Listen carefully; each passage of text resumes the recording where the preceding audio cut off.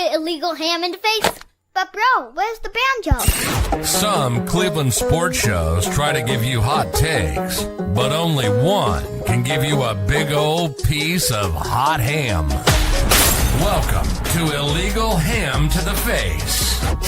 Talking all Cleveland sports. And don't forget our Fat Boy Tuesday, where we also ham it up with some fun food topics.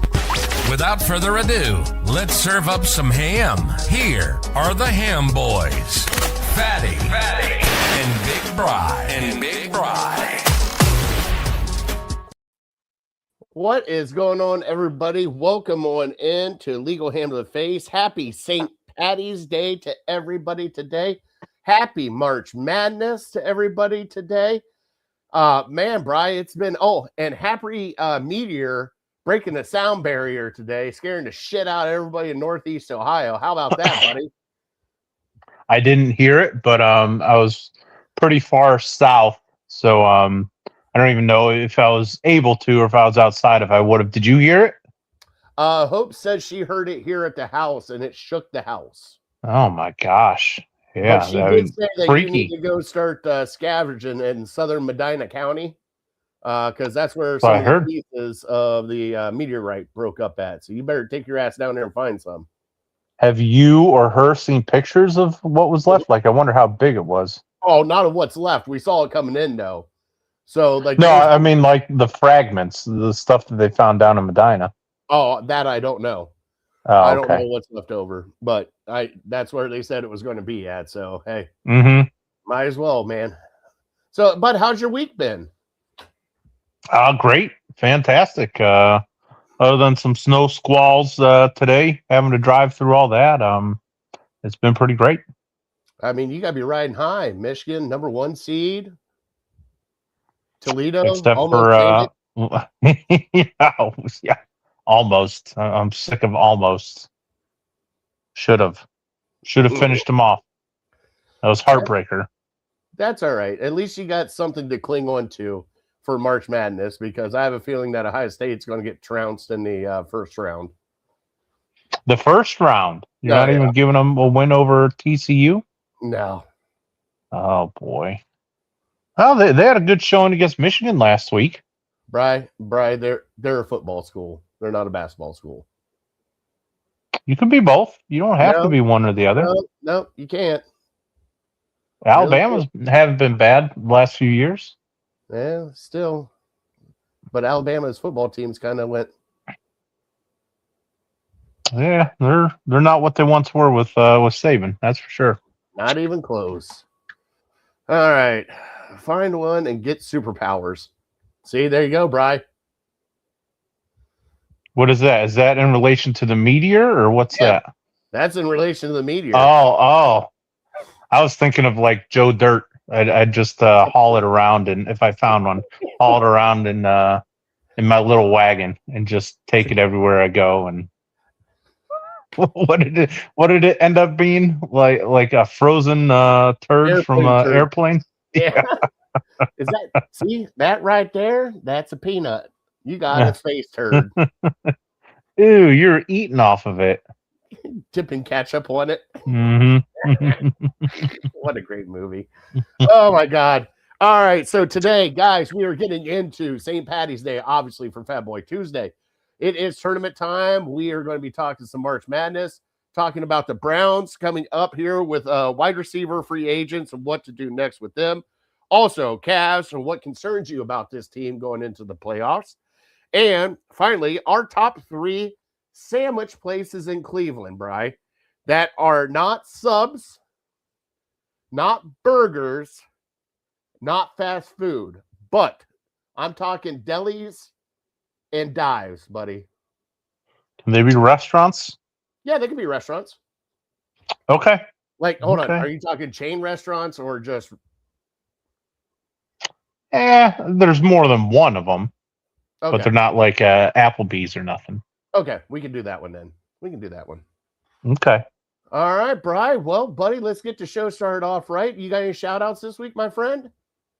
Yeah, I think my only shout-out, you kind of touched on it there. I was going to shout out the Toledo Rockets for almost getting to the big dance. The closest, well, we've been the bridesmaid now probably 6 or 7 times in my lifetime. But the last time they made it was 1980. So we're coming up on Cleveland sports territory here with that kind of drought. So came down to the wire. Your boy was hedging his bets a little bit at halftime when they were up 12, putting some dollars on Akron. So just in case we find a way to blow it, which we did, I still benefit a little bit from it. So I felt dirty doing it, but it was a great game. Really up until the end, up until the final shot. That kid from, I think, Shaker Heights, who goes to Akron, just ice water in his veins, like did it all himself and nothing but net. It was just a perfect shot. So tip your caps to them. There was a time halftime, I'm starting to talk myself into like, well, shoot, could there be 3 teams from the MAC make it? Like Toledo gets the automatic bid, and then Miami and Akron. You know, Akron's had a heck of a season. I think they've only lost like 4 or 5 games. Mm-hmm. So certainly they would be deserving, but no, the committee kind of disrespects the MAC year in and year out, and a team wins every single game in the regular season and they get a play-in game. Freaking, that's kind of ridiculous. No, absolutely. Like that, you had to put them in, because if you didn't, then you're basically saying the regular season is complete BS. It's a non-factor. You're just wasting your time because you can win every game and still not get there. So you had to put them in, and they just find the lowest possible spot to put them in there. So they pretty disrespectful. Seed, though. It's not a true 11 seed. Put them in the tournament at an 11 seed. That's what they deserved. You know, I know strength of schedule wasn't great, but you win every single game when you take the floor. Yeah. I'm not saying they're maybe, can make a run or anything like that, but what you did in the regular season, you deserve at least a top 12 seed. Well, Brian, I might be stupid, but I think I have them as my Cinderella team going to the Sweet 16. That would be awesome. That would be great for the MAC. Certainly they need to be motivated. Something's happened. Yeah. Like even before the UMass game, they had a couple games where they just barely won by like 1 or 2 points. So they're not as dominant as they once were. So, and Akron, rightfully so, was probably the favorite going into the MAC tournament, just being the better team, even though they didn't have the resume in Miami. But you hate to see that. Any conference, really. You go undefeated, that pretty much should be automatically in the big dance, not playing. Yeah. Yeah, I agree, buddy. I agree. But I'm sorry. Toledo got snubbed. They didn't get snubbed. No, they didn't have a chance. They blew it. They had their chance, and up 12 at halftime, you take that pretty much anytime you take the court against Akron, and then they just kind of couldn't finish it off. So good effort, though. I was proud of them. I told you I kind of started getting, I can't remember, is it back on the wagon, back off the wagon? That's when it started on Saturday night. when you blow a lead like that, it's like, well, Mr. Conway's Irish Ale, that'll dig me out of this ditch. So Justin said, wow, it's been 46 years since Toledo's been in it. Yeah, it's a shocker, because they've won the MAC regular season several times in the last like 15 years, but they've just never won the tournament. And in the MAC, that's the only way you get in, is if you win the tournament. It's stupid. Yep. I know. I'm sorry, Brian. The only shout outs I got are birthday shout outs. I got my cousin Brent. I got my sister Jess. I got one of my best friends, Dojo, who's March 20th. So just a whole bunch of shout outs for them. Just happy birthday to all of them, because I didn't get to them last time. Plus, I'm probably missing a whole bunch too. So, forgive me if I forgot your birthday, because I'm not the greatest at that. So apologies. Bri, do you want to start out with March? I think we should say March Madness till the end. That's fine. Kind of want to do a little rapid fire March Madness bracket with you. Sure. All right. All right, let me see if I can get us entered in. But we are going to get into our show, and we're going to bump it off with some Cleveland headlines. Oh, no, we got trivia. Crap, I forgot trivia right out of the gate. I'm sorry. Trivia, which is brought to you by City Dogs There you Cleveland. go. Fatty failed on Love that City one. Dogs. Love City Dogs Cleveland. They do have kennels full, so please, hold on, as I do this. And Fatty failed. As I do this, please go help out a City Dog for City Dogs Cleveland. Like I said, the kennels are full. They need people to be dogs to be adopted. So if you can, please adopt them. If you can't, volunteer and donate. Help out a City Dog when you can. It is trivia time. Here we go.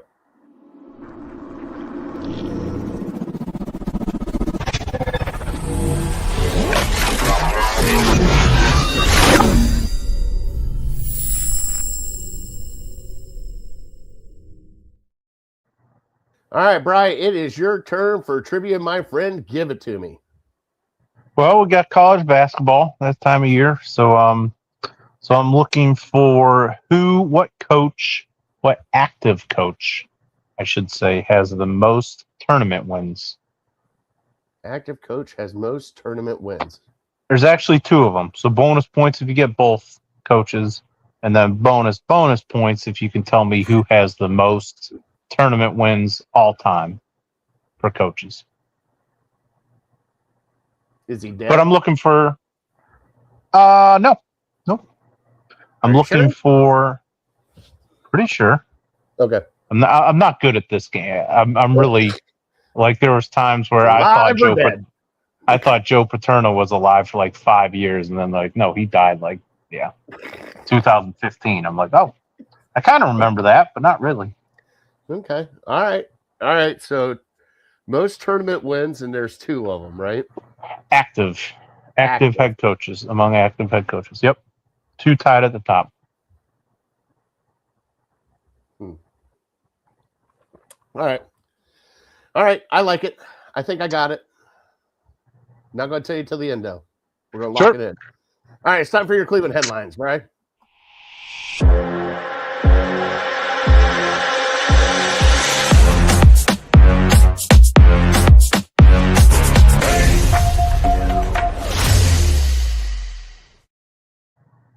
All right, we start out with your Cleveland Browns, Brian. It's been a kind of quiet free agency tracker for them after the first day. We did get a defensive tackle from, I believe, the 49ers. Mm-hmm. But other than that, it has been quiet in the forefront and not a lot of buzz for anything right now. Sounds like they're kind of staying pat. Hopefully we maybe make another splash coming up, but I don't think we're going to do anything until after the draft. What do you think? Yeah, I think we've got to be eventually the salary cap is a real thing. So we've got to be getting close to that. That's why we're not making any more ancillary moves. We kind of did what we're going to do. We had a goal of sharpening the offensive line, getting veterans in here, getting versatile guys, and I think they've done that. But one position that's a glaring need that we've yet to address is wide receivers. So I think that kind of says a lot about what they're thinking in the draft. Look at that great segue right there, Bryce. So with you segueing over to the wide receiver room, which we're going to hit in deep tonight, Brian, you believe that a wide receiver one is on this current Browns team? Well, I don't know how you could say that. I mean, there was a time, maybe this time last year, we said Jerry Jeudy. Yeah. But no way. Okay. All right. So how would you upgrade this wide receiver room? Would you do it through free agency? Because we can go through the list of wide receiver free agents, which there is a lot of. Or would you do it in the draft, Bri? And the reason why I say that is Andrew Berry has, kids, put your earmuffs on, has fucking sucked drafting wide receivers for your Cleveland Browns. Amongst other positions. Offensive line. Mm-hmm. So, Bri, what do you think? Do you think we can find our wide receiver one? Are we going to find them in the draft, or are we going to find one in free agency? Because there's a couple big names still out in free agency. Well, tell me a couple big names that could potentially because I'm not super up to date on who's still available wide receiver wise. If there's anybody you can think of that we can still potentially bring in. So right now we got Tyreek Hill, Oh yeah, right. I kind of forgot about him. Stephon Diggs. Ugh. Yeah, I guess I know. technically probably number one, right? Yeah. Well, I wouldn't say Curtis Samuel. He's on there. Debo is up there. Right. Yeah, I guess I did forget about some guys. Jawan Jennings. Not if Shelby Harris is here. He'll kill him. That's right. DeAndre Hopkins. Okay. Keenan Allen. Now, all these are older. They are all Sure. older. Sure, right. So, but I mean, as of right there, there's probably the top ones. You have some other ones down below that might be interesting.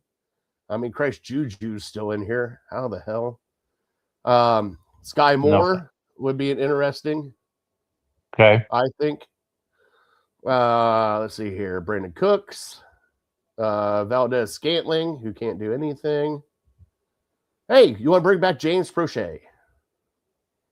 That's my guy. I love James Prochet. No, he's more of a returner, though. I don't know if he's even caught a ball for us. That's saying a lot. Gabe Davis? Yeah, he certainly would be somebody who you might be able to bring in like 1 year deal, $2 or $3 million. Well, let's just go with the top three. You got Tyreek Hill, Stephon Diggs, and Debo. They are all over 30 years old. So if you are bringing them in, they will probably be a wide receiver one for about a year or two and maybe help you groom your next wide receiver one. The only one that I would kind of think of would be Debo. I think Stephon Diggs, he should probably be out of the league. I don't think anybody. He's just such... I don't know. He still has a little bit left in the tank, but it doesn't ever seem like... And maybe this is me being a bitterman talking about how I just needed 50 yards from him in the Super Bowl to get me third place and win a bunch of money in this fantasy thing, and he couldn't even do that. So still a little bitter from that, but I just don't think he's a winning player. I don't know why anybody would want to bring him in to be their number one or to be anybody you count on. And Tyreek Hill, kind of same boat, and he's dealing with the injury. Certainly Tyreek Hill in a place like Cleveland, I feel like Tyreek Hill is kind of a Antonio Brown type player to where he needs a lot of attention and he needs a lot of management from your coaching staff and just how to... talking about? We got it right here. So that would be like throwing a proximity mine into that locker room. If anybody upsets him, he's just bound to go off. So yeah, but Debo, I'll consider Debo. I still think, if we are up against the cap, I don't know how we would really be able to afford him. And, unless there's no other suitors, I would assume he would rather go to a team that might contend for something this year. Unless he's a huge Shedeur Sanders fan, in which case I'd be fine bringing him in. But then the other name that you mentioned that kind of intrigued me a little bit was Keenan Allen, just because I feel like he's a consummate pro, and he's a guy that you can count on. I don't know how much he has left in the tank. He was never really a burner, but he's somebody that just, because you're just going to have a bunch of young guys. You're just going to have a bunch of inexperienced wide receivers and just hope that works out for you. It would be nice to get somebody other than Jerry Jeudy that has actually contributed to a team in the NFL. So if you get him cheap, if you still think that he moves pretty good, then I'd be open to that one. What are your thoughts on Isaiah Bond, Bri? He's a mid-round rookie. He still has potential, I think. They always say the most improvement a player makes is from year one to year two. So if he wants to be in this league, and this kind of can be said for Shedeur Sanders as well. Are you sitting back there and are you thinking, man, I had such a great rookie year. Look how great I am. I figured it out. I'm just going to keep working hard and blah, blah, blah. Or are you going to be like, listen, my entire NFL career might come down to what I do in this offseason. Because I think that's what it is. I think either Shedeur Sanders can make that next step, either Isaiah Bond can make that next step to where they're, contributing to this franchise for years to come, or if they fall flat on their face, they may never get another chance again in the NFL to be a starting player. So how are they approaching this offseason? Like, this is quite literally do or die for their NFL career, because they weren't a top 5, top 10 pick to where they can just flounder around for a couple years. So yeah, Isaiah Bond has talent. He has speed, which is his superpower. But there's a lot of fast guys. So if he doesn't do anything, I know we gave him a 3-year deal, and I think it was fully guaranteed. But it wasn't for a ton of money. So No. I assume they'll keep him for this year. But if he doesn't do anything, yeah, cut him and eat the $5 million or whatever. We know the Browns aren't scared of having a major dead cap hit. So, yeah, they'll get rid of him. Okay. All right, Brian. I am looking over the wide receivers in the draft now, and I'm on NFL Draft Buzz right now. Okay? And we're going to go in order. We'll go so they have the top 10. Okay. So the top 10 in the draft, number 1, they have Jordan Tyson. Now, the top 3 are all within decimal points of each other, but they have Jordan Tyson, Lemon, Tate as the top 3. Lemon, I think he's just too short. I don't think we need a 5'11" wide receiver. Do you? I don't think 5'11" is that short. If he was 5'8" or something, maybe I would have more of an issue. I don't think 5'11". I'm not super familiar with his game. A lot of people want to, have a comp to Amon-Ra St. Brown, but that's a very high bar right now to set, because Amon-Ra is probably a top 5 receiver. So that's a very high comp right now. And then the other thing I would say is Amon-Ra St. Brown was a 3rd or 4th round pick. So it's not like he was that great coming out of college. He just kind of fell into a great situation, and then he worked his butt off. So to compare him to a guy like that, I think that's kind of ridiculous. But yeah, as far as his size, it's not ideal size. His speed, it's not ideal speed. They say he plays faster than what he ran at the combine. But yeah, I wouldn't be opposed to taking him. But obviously you have to do your due diligence and try to figure out if he's somebody who's going to keep working hard, or if he's somebody who says, I'm a 1st round pick and I'm good to go. I'm just going to catch a bunch of balls. Would you be okay with either of those 3 being a Browns pick? I would be okay with it. Again, I don't know if any of them are really worthy of a top 10 pick. Trade down and just kind of figure out whoever's left from those 3 and take them at 12 or 14 or something. But I understand you can't just force teams to trade up with you. So if you're stuck at 6, you have to take one of them. I'll probably be able to talk myself into just about any of them. Okay. Is there one in the later round? I mean, I would be all right with any 3 of them, but I'm kind of like you. At 6, I'm still kind of leery because I still think we need an offensive lineman. I still think we need a left tackle before we really need to address wide receiver and shore up our offensive line. Or at least try to get let's be honest, Brian, try to get our 15-year left tackle in this draft if we can. But I doubt we will because, Andrew Berry loves swings and misses when it comes to the offensive line also. So it's going to be a tough one. But if they do trade down, I mean, I would be all right with any of those 3. I think those are the top 3 coming out. I mean, obviously, I'm going to have my Ohio State bias where, I'd love for it to be Carnell Tate. But if it's any one of those 3, I think I would be okay with. The only one that scares me a little bit is Tyson because of his injuries. Right. But other than that, I think I'd be okay with them. I mean, do you have one in the later rounds that you're kind of looking at that you got your eye on that if they pick them up in like the third or fourth round, you'd be excited about? I would say, well, going back to the top three, I think you make a good point with Tyson with his injury concerns. But also, I would say I think he might have the highest ceiling. I think if he didn't have those injury concerns, he might be the clear-cut number one. So it might be like a higher risk, higher reward pick.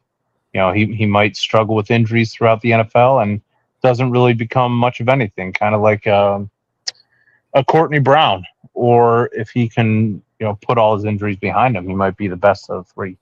But as far as guys I'm looking at later in the rounds, I haven't dove too deep into that. I would just say I'm not going to freak out if you don't get a wide receiver with your first couple picks, because like I said last week or 2 weeks ago, I think it's maybe one of the deepest positions in the draft. So I think if I'm Andrew Berry, I'm kind of looking at what I did last year in drafting two of the same position. And I think it's maybe even more important than drafting two quarterbacks or drafting two running backs, because most of the time these two draft picks can be on the field at the same time as each other. So if we don't get one in the first round, again, I won't freak out. I think you almost have to. I would be very disappointed if they didn't get one with their first three picks. Yeah. And then ideally, I would like to leave the draft with two, preferably in the top 5 rounds, if I had to say. But I'm starting to like more and more the either one of the Indiana wide receivers. This Omar Cooper, if we can get him at the top of the second round, that would be great. I feel like his draft stock is rising, so you might have to take him with your second pick in the first round. And they've already had him in for a visit, so they're at least considering him. And then the Sanat kid, I don't know if he would be a third or fourth round pick. But again, sometimes just being on a championship team and playing with a quarterback that gets it and is a professional that can kind of, what's the old saying? The high tide raises all ships. So I think I would think they would benefit from playing in that system and playing with that quarterback, and they would be maybe a little more NFL ready than a lot of the prospects coming out. Now, you have to refresh my memory. Is Cooper the one that came up with all the big catches for Indiana? Specifically the one against Penn State. That was like catch of the year type stuff. Okay. All right, now I remember him. Okay, I'm not saying that I don't. It's just, obviously we watch Indiana football, especially through the playoffs and stuff, but I also remember a kid that no matter what happened, Mendoza would throw it up against Ohio State, and somehow this kid would always come down with it. And I didn't remember if it was Cooper or not. Yeah, but honestly, they both made big plays. I don't know who made the big 3rd and 2 against Ohio State where Mendoza just kind of threw it up and the wide receiver made the play. I don't know. That might have been Snot now that I think of it, but I'm not sure. Now, Chris came up with a great question for us. Thank you, Chris, for joining. He said, would you be upset with an O-line and O-line with her first rounders and then a wide receiver in the second? No, I wouldn't be upset. I would say maybe I would be a little disappointed because the good organizations, the good GMs that really know how to pick players, they're able to find starting offensive linemen in the 3rd and 4th round. The fact that we had 2 first rounders and we use it on 2 offensive linemen, I would be a little disappointed in that because we were just so inept in other positions that I really feel like there's difference makers to be had in the first round. And, you wasted on, not waste, because offensive line is super important. But yeah, I just feel like you should be able to find pretty good players in the second, third, fourth. I mean, look at what the Chiefs do. That makes me sick that they had Creed Humphrey fall to them in the end of the second, and then they took Trey Smith in the 5th round when nobody else wanted to touch him. Like, just do something like that. That's everybody knew going into, for whatever reason they fell. But yeah, step up and take one of those guys that's just free fall. This center for Indiana, I think, obviously, like we talked last week, the NFL devalues the center position, so he's probably not going to be taken super early. If he falls to round 3 or 4, I'd snatch him up in a second. I wish we took the center last year from Georgia rather than Dylan Gabriel. And so when they're there for you, you just got to turn in the ticket. You don't have to use first rounders on them. Yeah. What do you think? Would you be disappointed? I would, something, I would be, and I got a different reasoning than you, Bri. Because yes, I want an offensive lineman in the first round, no matter what. I believe if you get that offensive lineman in the first round, but the reason why I would like a wide receiver in the first round too, Bri, is that elusive 5th-year option. If you get a guy in the second round, you don't have that 5th-year option. If it takes this wide receiver a couple years to finally develop, and then it's pretty much buy him out for the 5th-year option, Bri. And so you got him locked up for 5 years, and that's pretty much the prime time for wide receivers. And then we can be able to dump some of this Deshaun Watson money and some of this other capital that we have to, in case we have to sign a premier wide receiver if we do get a wide receiver 1 out of this draft. Now, that might be stupid thinking on my part. People probably call me stupid for that, but I really do think that would be the move to do, because then you would have a young offensive tackle or guard or whoever you draft be able for the 5th-year option, and then also a wide receiver for the 5th-year option. So no matter what, I'm not saying you're guaranteed 5 years, but you could be guaranteed 5 years with these 2 players. Now, if you do 2 offensive linemen, would I be upset? No, but I would be like, they better be starters if you're going to draft them there. And we've already addressed the offensive line already in free agency. So that's why I'm kind of like, if they draft 2, I'd be like, really? Like, you did all this work in the offseason and free agency to bring people in for this offensive line. Now you're going to draft 2 in the first round and expect one of them to sit. Like, probably first rounders, especially offensive linemen that are drafted, are starters. They're not going to be sitting. Right? Oh yeah, I mean, yeah. There's 5 positions. If you can't get one starting position from your first round pick, then I would say that would be a failure. Unless you're, a Super Bowl caliber team and you're picking round 30, then you draft one for the future or something. But most of the time, especially picking in the top 10, that you plug and play. I think with this draft alone, I think they need to get 2 people that are starters right out of the gate. And I think the best way to do that would be a left tackle and a wide receiver. There's 2 starters right out of the gate. Yeah, and the good thing is they will have options, because from what I've seen, based on rankings, based on mock drafts, there's a lot of offensive tackles and a lot of wide receivers that are drafted between 20 and 50.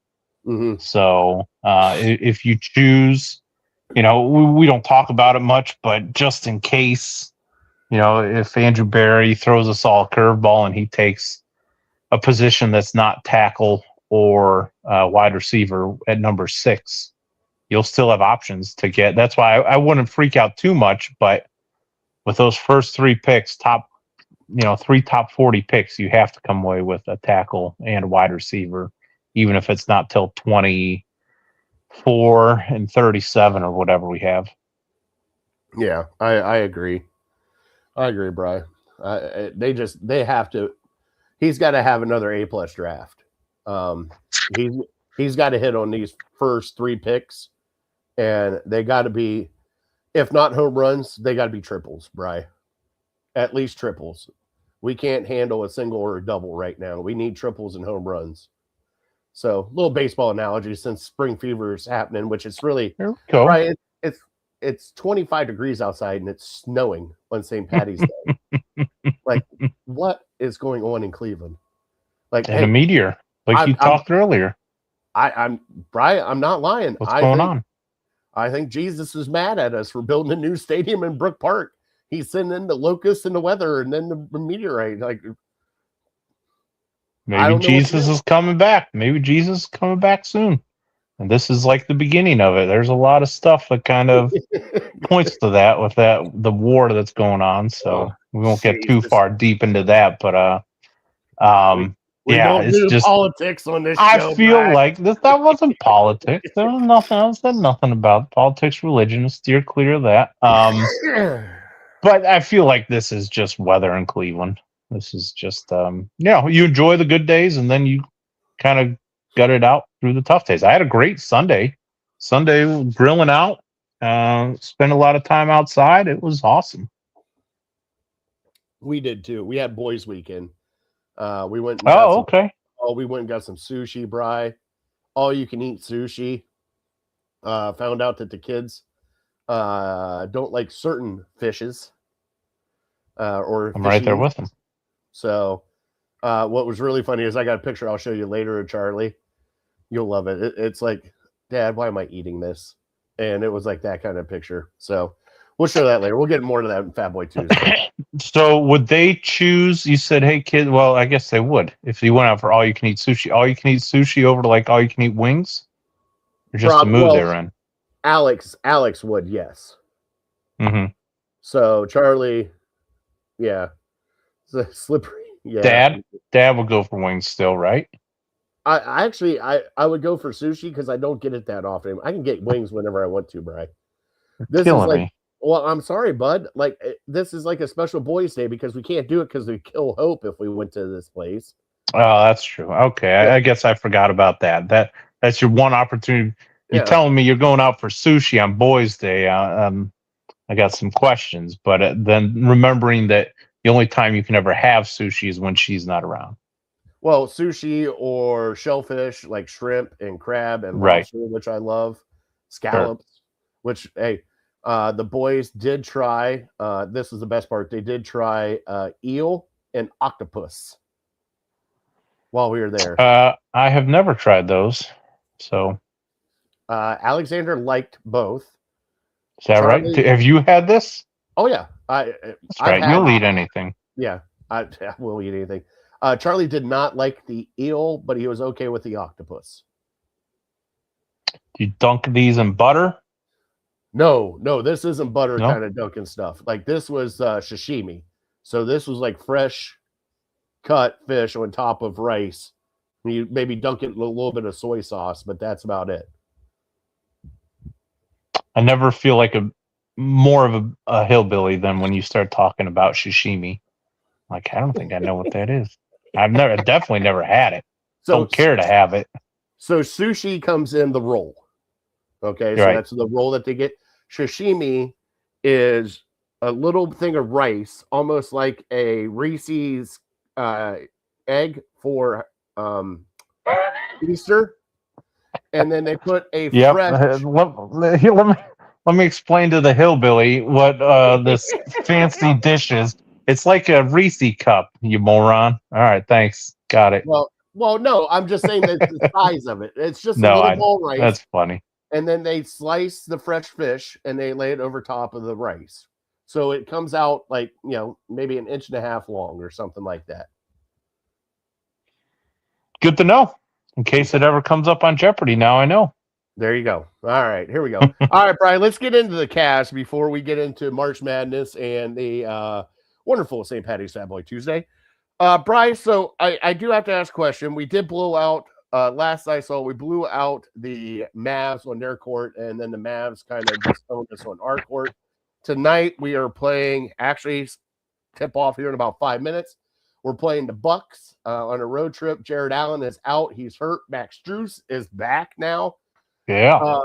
So, Bri, do you have any concerns about this team going into the playoffs? Oh, absolutely. I think if you're telling me you don't have concerns about this team, you're lying to yourself, or you just don't follow the team super close. Because the way I see it, and not to read too much into one game on a Sunday afternoon, but like I feel like championship teams don't lose that game that we lost on Sunday. Like, Yeah. yeah, Especially when you eh, still had Harden and Mitchell, and I felt like they were everybody, feeding. Well, I everybody felt like except JA. I felt like they were trying to feed Strus to get Strus going because it was his first game back. And he did well. I'm not saying he didn't, but man, it was weird. It's like for some odd reason, us on Sunday matinee games, we just get our doors blown off. And I know hindsight 2020, but I feel like I looked at one point and the Cavs were minus 1,500 to win that game, Mm-hmm. and the Mavericks were like plus because Vegas just royally bohica when it comes to, it was like plus 700 or plus 800. So minus 1,500 plus 700 doesn't seem to add up, but should have taken the Mavericks. The Cavs blew them out the couple days before. They were coming home, and so they thought, "Oh, we got this. We just kicked this team's butt. They're not a threat to us. It's a Sunday afternoon game. We can go out." Like I feel like the Cavs didn't even start thinking about the game until maybe 11:30 on Sunday morning. And so they thought, well, we could just show up and yeah, they're tanking. We'll just show up and we'll wake up mid second quarter and then we'll just turn it on and run away from them. And so, yeah, like I said, I feel like championship teams don't blow games like that. They can sleepwalk through games like that and still find a way to win. And we sleptwalk through it. And I don't know. I didn't pay super close attention to it, but I saw Max Strus had a decent game. And so you had him back. Maybe they were trying too hard, like you said, to get him involved. But I'd hate to see what that game would have been like if we didn't have Strus. He put him, 24, 25? Mm-hmm.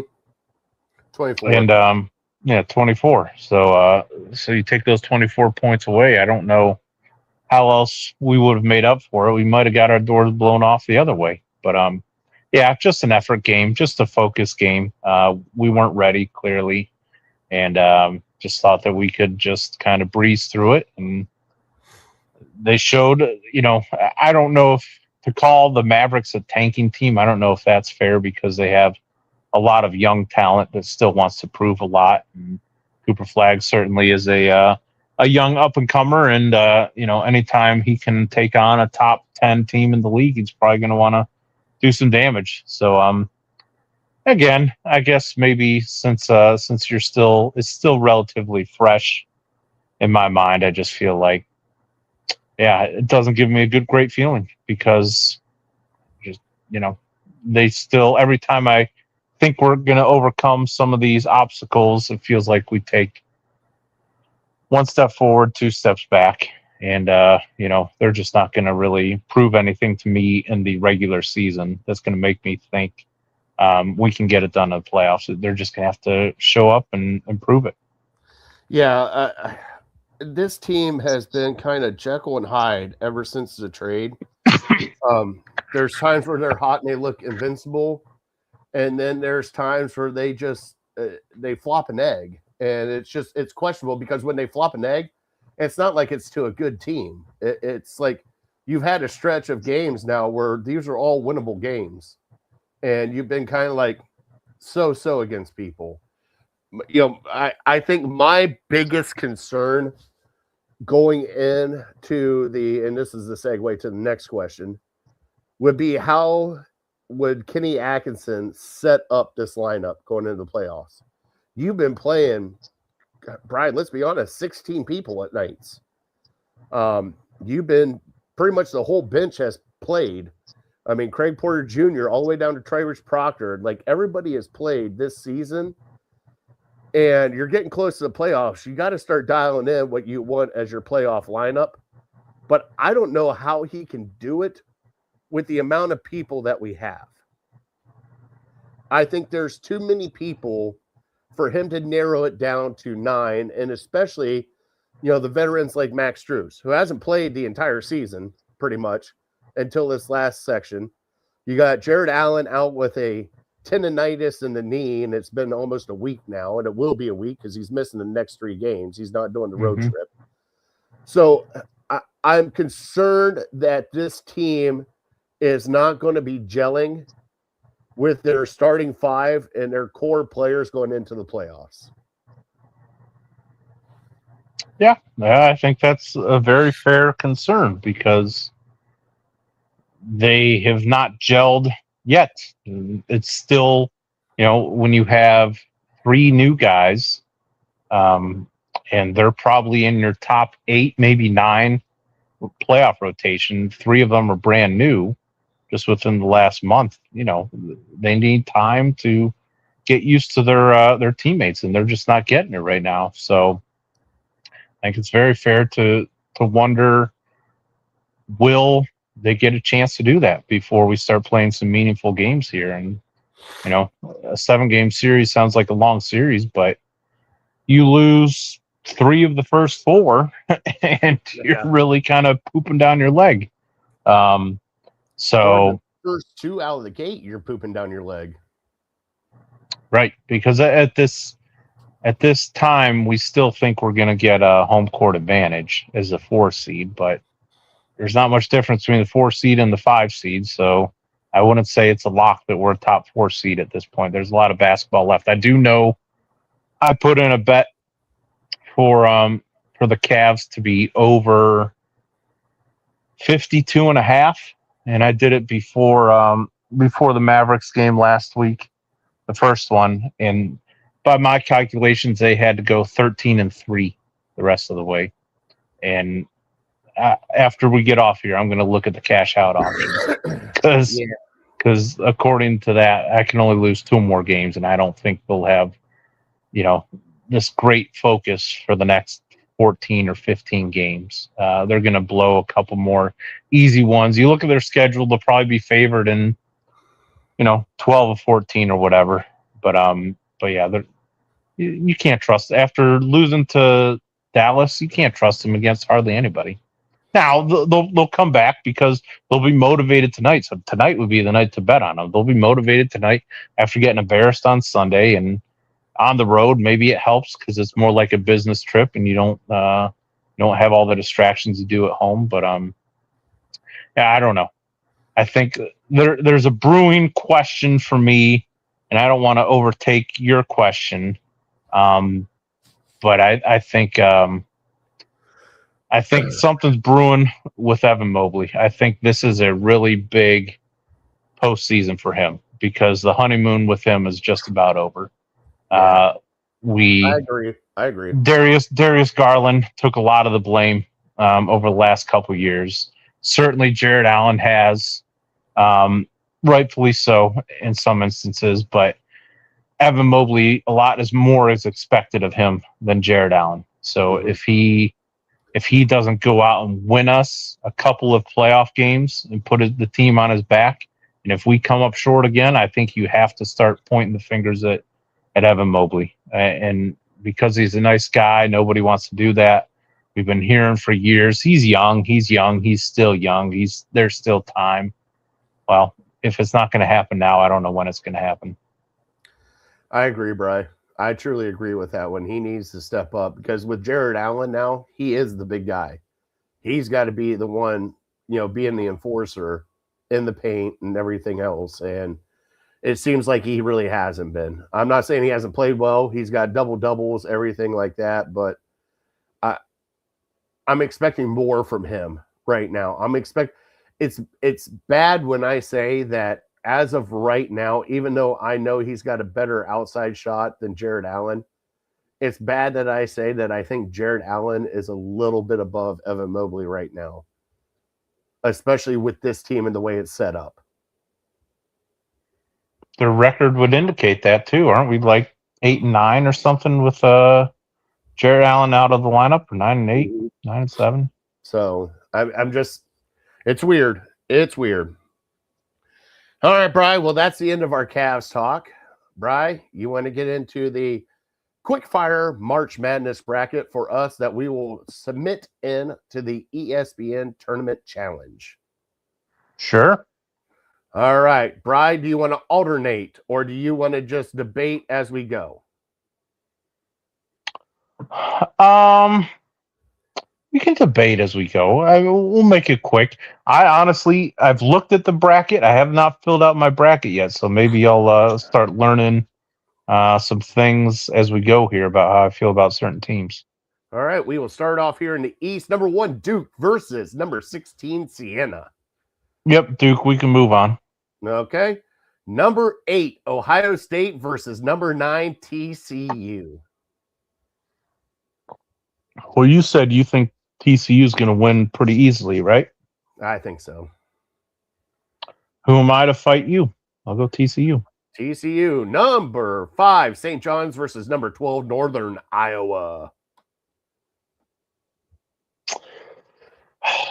I got St. John's. Yeah, St. John's.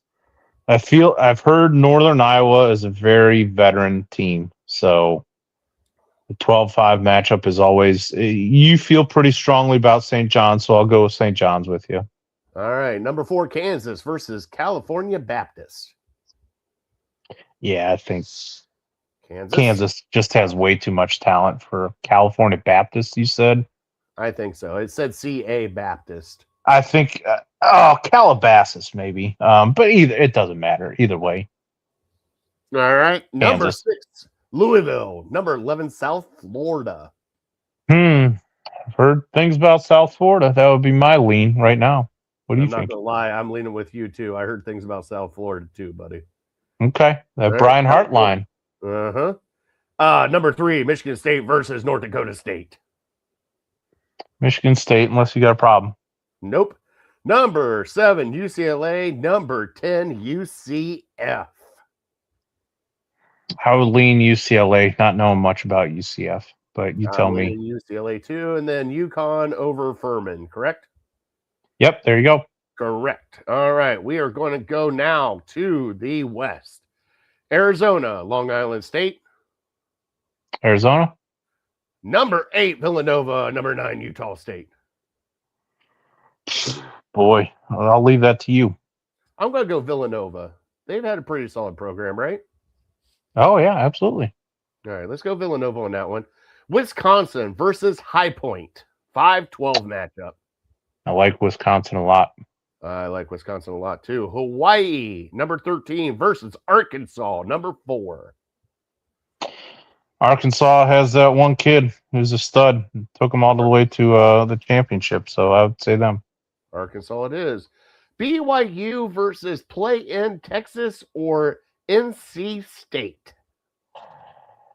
So BYU has, I think he's going to be he's the number 1 recruit coming out of high school. I think he's going to be the number 1 pick in the draft, which is crazy to think going to BYU. So unless you have a big problem with it, I would go BYU, just having that one guy that takes over. I don't have a problem with it. We're going to go Gonzaga, Kennesaw State, 3-14.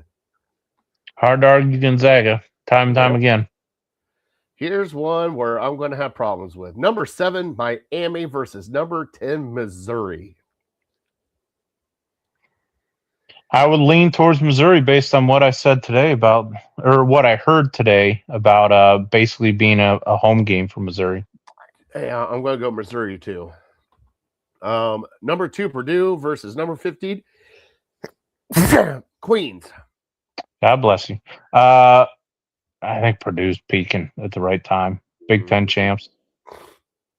All right, we're in the Midwest bracket now, Bri. Michigan and whoever they play. Michigan. Yep, go blue. Georgia, St. Louis, 8-9. St. Louis is pretty tough. They might cause Michigan some trouble in the second round, so I would go St. Louis. I'm going St. Louis. Kareem Abdul-Jabbar, that dude, he's still playing for his 11th year. Okay. Is it Kareem's son? No. Oh. It's some kid. I don't know his real name. but that's the nickname they've given him. Oh, okay. He's almost like Jared Lorenzen, to where he's got a bunch of really good nicknames. I got you. You'll have to look him up. All right, Texas Tech versus Akron. Bry, I got to go Akron here. Yeah, I like Akron. Texas Tech All-American is out. So let's go Akron. Alabama, Hofstra. Boy, Alabama, like their number 2 scorer, their second best player got kicked off the team for some drug arrest or something. So if you're looking for a big upset, it could be Hofstra, but I just don't know anything about them. So I would go Alabama. You know something? Let's have some fun. Let's go Hofstra here, buddy. Okay, I'd be okay with that. Yeah, they're going to be reeling. All right, here we go. Brian, this is going to break your heart right now. Tennessee or Miami of Ohio or SMU? Boy, I don't know. I would leave it to you if you got a strong feeling. Hawks. Okay, I'd root for that. You know that. All right, Virginia Wright State. I think Virginia's pretty good. Okay. Virginia, Kentucky, Santa Clara. It's a popular upset pick. What the heck? Let's have some fun. Santa Clara. Santa Clara. Iowa State, Tennessee State. I would say Iowa State, unless you want to have a little more fun. No, let's keep it, even though Iowa State has lost before. Mm-hmm. All right, Brian, we are going over to the Central South. Florida, obviously Florida, right?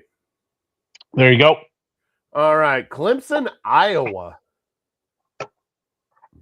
Iowa, I guess, unless you want to Hawkeyes. go otherwise. Okay. Vanderbilt, McNeese. I feel like Vanderbilt's in for a letdown after the SEC tournament, but if you want to pick McNeese, you go right ahead. Otherwise, Vandy. I'm going to go Vandy. Okay. Nebraska, Troy. Boy, I guess Nebraska by default. Mm-hmm. North Carolina, VCU. Another popular upset pick. Let's go VCU. That's what I'm going with, too. Missing their best player. All right, Illinois, Penn. I think Illinois is pretty good. Illinois. St. Mary's, Texas A&M. I like A&M. What are the seeds here? 7-7. Yeah. Yeah. A&M. And Houston, Idaho. Houston. All right, here we go. All right, Brian, we are going back up top. I'm sorry, this might be a little bit of a longer show tonight for everybody that's watching. Obviously, I can't see the comments. Let's see here. Good, there is no comments, so we can keep this up and just have fun. All right, Brian, so we're going back up top, buddy. Duke, TCU. Unless you love TCU, let's go Duke. Duke. All right, St. John's, Kansas. Boy. Because I know you love St. John's, I'll give you St. John's. You're giving me St. John's. All right, yep. I appreciate it, buddy. All right, South Florida, Michigan State. Yeah, I think Michigan State's pretty good. Okay, and UConn, UCLA. You tell me. I'm going to go UConn. They've been playing good. That's what I would do. Okay, next we're going to go back to the South. Florida, Iowa. Florida. All right, here's a fun one. Vandy, Nebraska. I don't know. I would lean Vandy if given those two. What do you think? I think I'm going to leave Vandy too. Okay. VCU, Illinois. Illinois is just too tough, right? Yeah, agreed. All right, Illinois, and then we go down to the bottom. Texas A&M and Houston. Houston, I suppose. All right, Iowa State, Santa Clara, Bry. Iowa State. Yep. Here we go. Miami of Ohio or Virginia. I think Virginia's is too tough, unfortunately. Fine. Here is the barn burner right here. Akron or Hofstra. Boy, how could you not go Akron? Go Zip. Those two are paired up. Yeah. Michigan, St. Louis. It could be a tough one, but you know my allegiance. I'll give you Michigan. All right, Brad, coming up to the top. Purdue, Missouri. Purdue. Gonzaga, BYU. Zags. All right, let's scroll up. Wisconsin, Arkansas. I like Wisconsin a lot. I do too. The last time I liked Wisconsin a lot, they killed me, but I'll give it. And then Arizona, Villanova. Yeah, not knowing much about Villanova. Arizona's very good. All right, Bri, here we are. I believe we're in the Elite Eight. Sweet 16. No, are we in the Sweet? Oh, is it Elite 8? Yeah. Well, no, we will be in the Sweet Elite 8. 16 games to get to Elite 8. Yeah. So Duke, St. John's. Go ahead. All right, I'm going to go St. John's. I think this might be St. John's year. Okay. All right, Arizona, Wisconsin. I like Wisconsin. All right, I'm giving you Wisconsin. Mm-hmm. All right, Michigan State, UConn. What do you say? I'm going UConn, Bri. I would agree. Yep, that's where I'm going. Hey, I love Michigan State, but they always get one of these games where they're just a clunker, right? Mm-hmm. Yep. Gonzaga, Purdue. Purdue for me. I'm going to go Purdue too. All right, then we're going to scroll down here. Florida, Vandy. They just played, and Vandy kicked the crap out of them. But I think Florida gets revenge here. Bri, Michigan versus Akron. Come on now. Go Zips! As much as I love the MAC, boy, that would be if Akron won, it would be a run we haven't seen since 2002. Kent State, was it? Well, or VCU when they had their run. No, I'm talking MAC schools. Oh, MAC schools, yeah. Yeah, I think that was the one. So next up, Houston, Illinois. Oh, that's tough. All right, go ahead.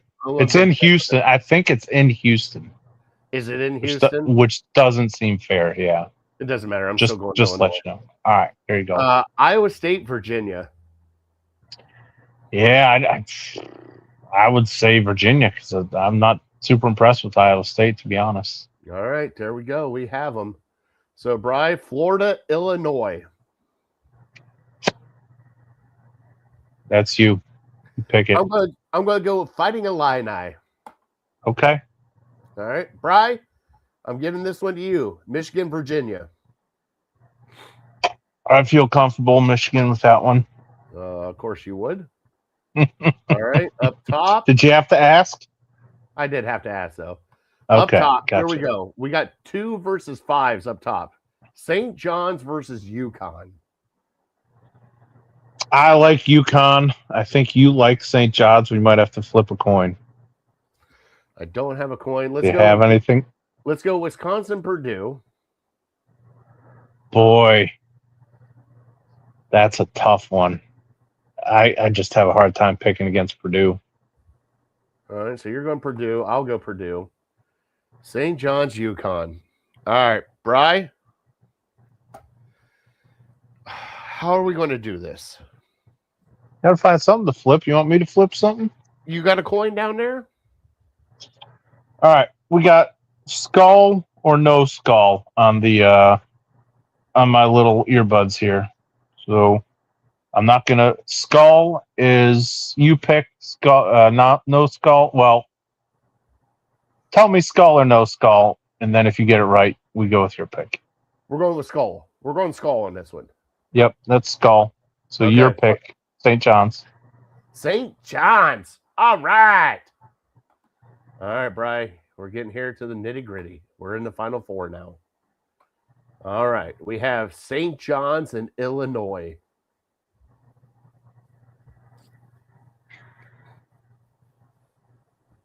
And I want you to realize we got 3 Big Ten schools in here. I know. I'm starting to realize I really do like the Big Ten a lot because I like Wisconsin a lot too.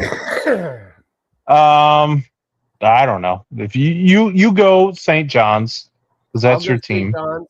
You go Michigan. There you go. Okay. Now here we go. Now, how do we figure this out? Okay, so let's do. I think we need to have a fist fight or something in downtown. So let's first get the total points. So I'm going to guess like, what do we say? 147. Does that sound about right to you? So that would be about 73, 74. Yeah, that does sound about right. I think Michigan is more of a. I don't know much about St. John's as far as offensively. Michigan's more of a defensive team, so I would say it would be a little low scoring. So 147, I like it. You like it? 147. Yep. All right, Bri. Paper, rock, scissors for this? All right. All right, you ready? It's 1, 2, 3, shoot. Right? Yep. Get it close. 1, 2, 3, shoot. I'm scissors. Were you scissors? I was scissors. Okay. There might be a delay. This kind of sucks, but we're going to No, it's fine. 1, 2, 3, shoot. Paper? Okay, I'm paper. Okay. 1, 2, 3, shoot. Yeah, St. John's, baby. St. John's. Next up, you got to name me one St. John player. Rick Pitino. Well done. Does that work? Yeah, good enough. Sure. All right, we are okay. We got to print it off and submitted bracket. All right, we'll get it. I'll get everything else finished up there. All right, Brian, let's get into Fat Boy Tuesday. God, that was fun. It's been a while because I love doing brackets with you. We have fun doing brackets. Yeah. We did brackets for years. Sure. I'm not even going to play the sounder for Fat Boy Tuesday. We're just going to have some fun with it. It is St. Paddy's Day. It is corned beef. It is red potatoes. It is cabbage. It is Reuben's. It is Jameson's. It is Killian's. It is Guinness. It is just, hey, Cleveland's got, I think, the second biggest St. Paddy's Day parade besides Chicago. Maybe third. I think Boston is up there, too. Oh, I forgot about Boston.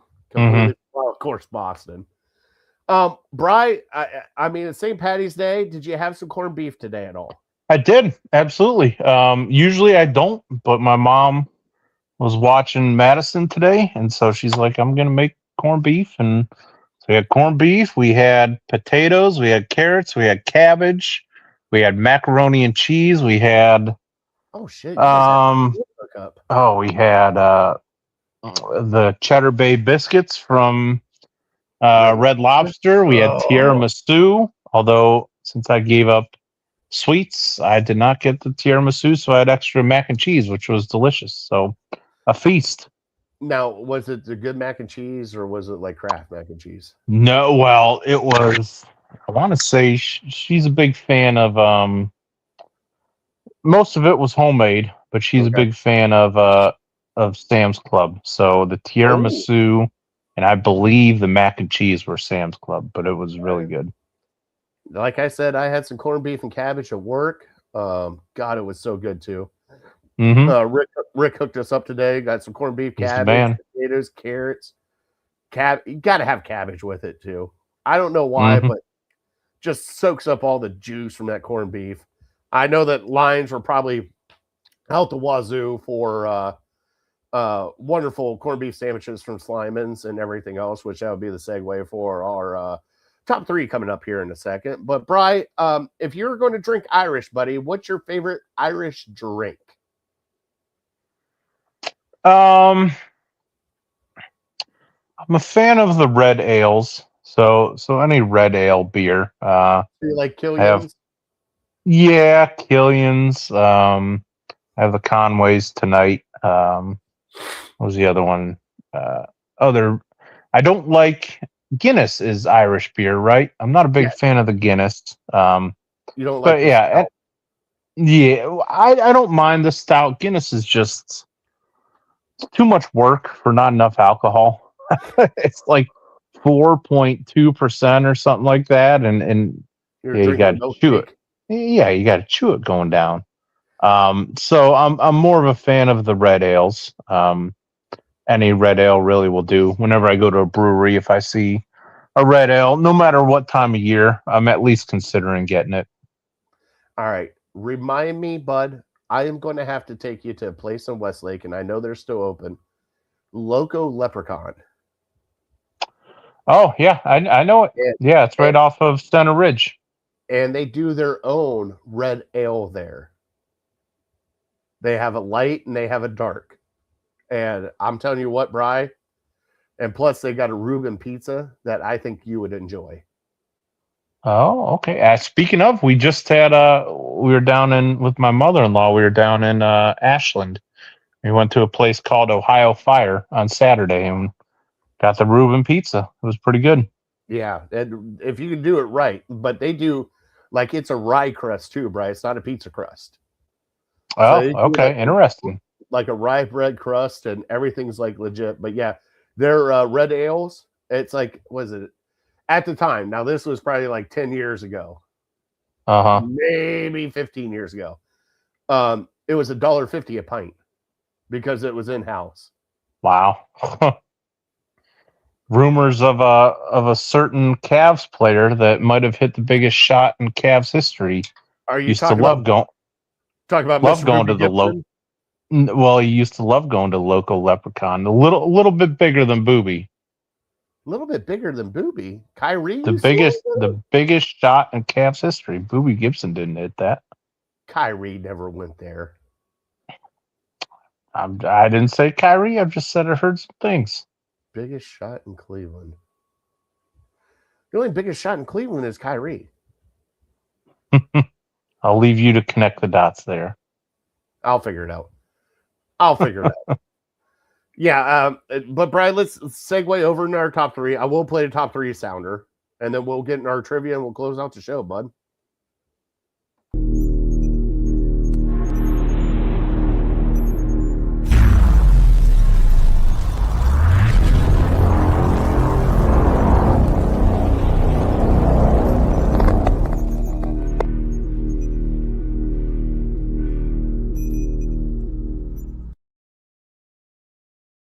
Brad, give me your top three sandwich spots here in Cleveland.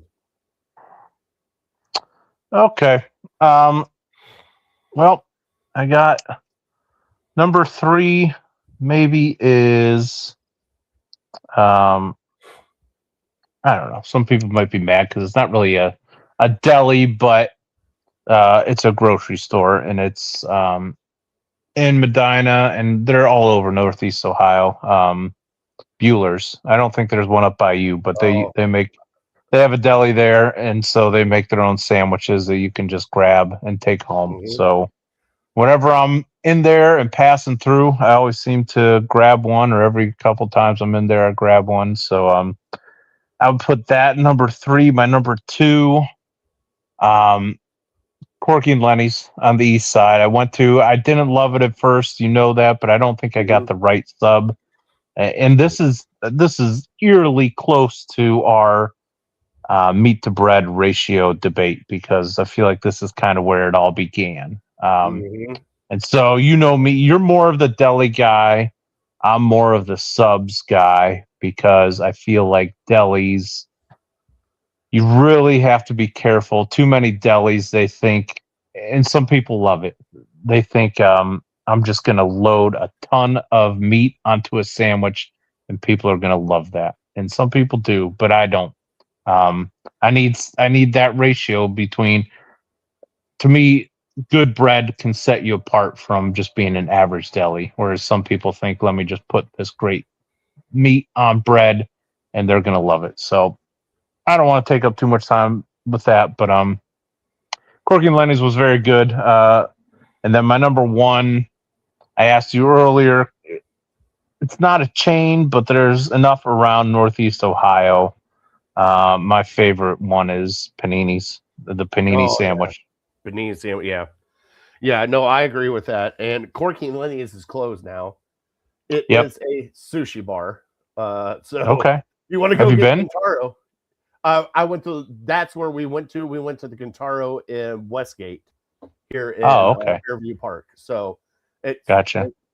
By the way, so going back to Charlie got a shrimp hand roll. Now, a hand roll is not a traditional roll. It comes almost looking like an ice cream cone with seaweed, shrimp, and everything stuffed in, and you just eat it like an ice cream cone. He was not a fan. Okay. So just that one. Good to know. Bri, so my number 3, and this is closer to work like you. Davis's Deli.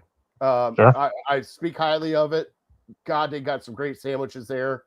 And they got anything and everything. They got specialty sandwiches. They have fresh baked bread, cookies, all that stuff. So Davis's Deli, go check them out. Bride number 2. Now, I have found this only because of my kids and where they go to school at. I was looking for a quick sandwich because I was early to pick them up. I hadn't eaten lunch yet, and I wanted to go find something. Bride, Captain's Grill on Stower Avenue, right by like West 53rd or something like that, in that area. Mm-hmm. I went in there, and the first time I went in there, I got their gyro because I just wanted to see. By the way, the price is worth it too. If you go there, you get a nice size sandwich for what you get. But the last time I went, I got a Reuben with French fries and Bri. I'm not gonna lie. I love Reubens. You know, I'm a Reuben fan. They rank in the top 5 of my Reuben collection. They did really good. So please go check them out. It's called Captain's Grill, and it's on Stower Avenue. Like I said, down by West 53rd area. So go check them out. Bri, and they have everything, Bri. They have Phillies. They're one of those places that got like Phillies, gyros, sandwiches, all that kind of stuff. Number 1 for me, and it is right beside my house, Bri, and I don't go there enough, and I should. Fragapan's Deli.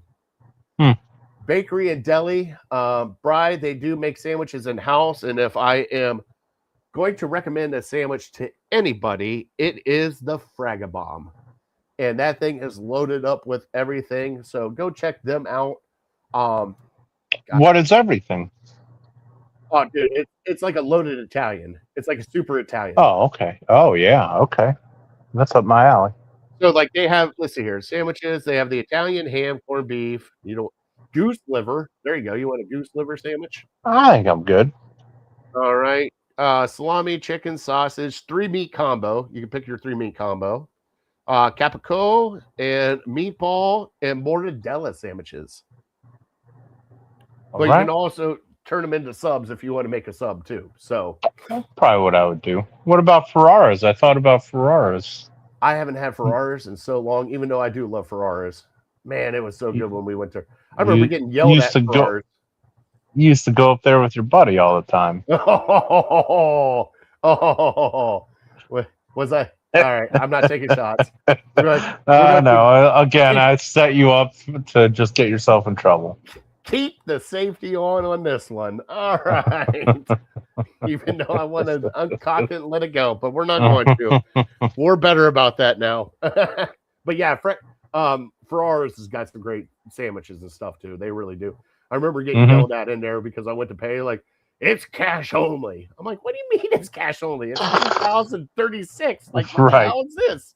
Well, they don't want to pay taxes. I get it. Trust me, I know. And I'm pretty sure I thought there was somebody from the back, from the mob, that was going to come out and break my kneecaps if I didn't Probably.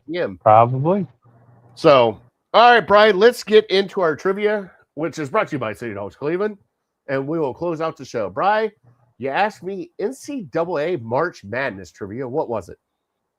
I'm looking for the active coach with the most tournament wins.